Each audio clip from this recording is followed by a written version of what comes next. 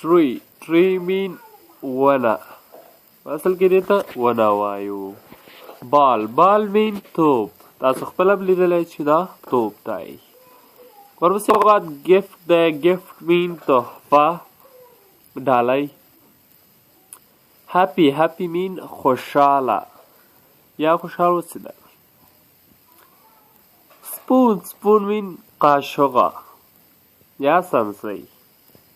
ورپسې لغات cap mean خولۍ. دې پسې لغات candy mean خواږه شیان. ورپسې لغات sun mean ice cream mean شیریخ. star mean ستوری یعنی ځلیدل. rain mean باران. king mean پاچا.